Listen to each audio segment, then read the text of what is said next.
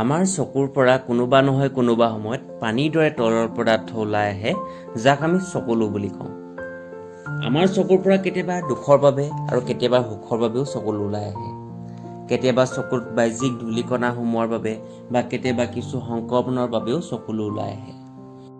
নমস্কাৰ, মই পল্লৱ। সকলোকে এটা নতুন ভিডিঅ'লৈ স্বাগতম জনাইছোঁ।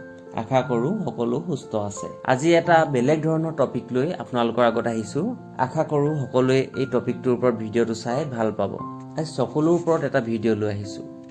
আপোনালোকে ভিডিঅ'টো শেষলৈকে চাই থাকিব। আচলতে চকুলো কি হয়? চকুলোত 98% পানী থাকে আৰু বাকী 2% নিমখ আৰু অন্যান্য মৌল থাকে।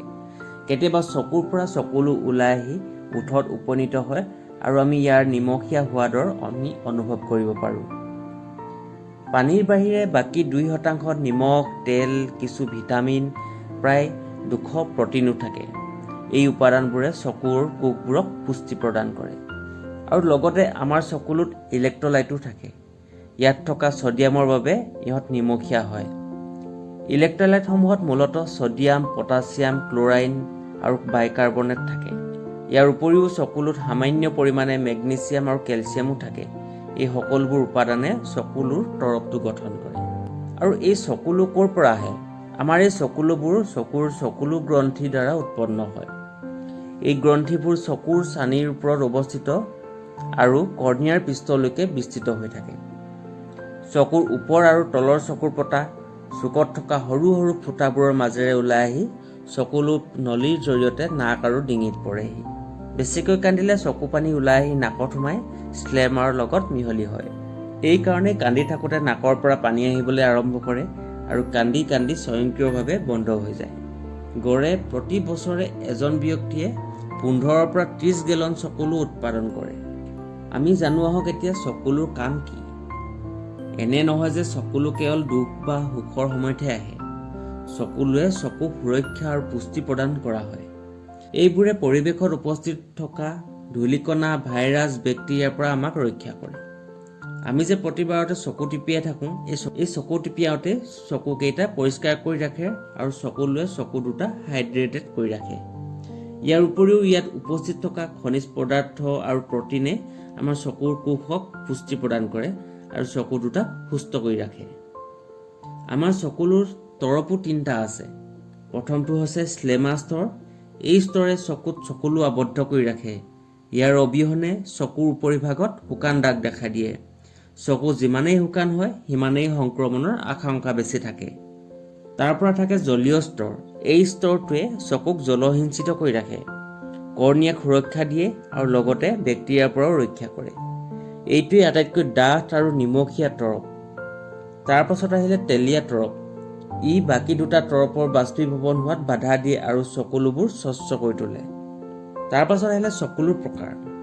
আমাৰ চকুলোৰ 3 প্ৰকাৰৰ থাকে আৰু আমাৰ যে চকুলোবোৰ নিমখীয়া হয় ইয়াৰ কাৰণো এই প্ৰকাৰৰ ওপৰত নিৰ্ভৰ কৰে। প্ৰথম আছে ৰিফ্লেক্স চকুলো। এইবোৰ সকলোতকৈ নিমখীয়া আৰু চকুৰ বিৰক্তিকৰ পদাৰ্থ, যেনে পিঁয়াজৰ গেছ, প্ৰবল গোন্ধ, ৰাসায়নিক গোন্ধ, এইবোৰ ধুই পেলায়। ইয়াৰ উপৰিও ধূলি, উজ্জ্বল পোহৰ আদি অন্যান্য বিৰক্তিকৰ বাবেও এই চকুলো আহে। আচলতে যিকোনো বিৰক্তিকৰ বাবে চকুলো গ্ৰন্থিবোৰ অধিক সক্ৰিয় হৈ পৰে। তাৰ পাছত আহিলে ভিত্তি চকুলো।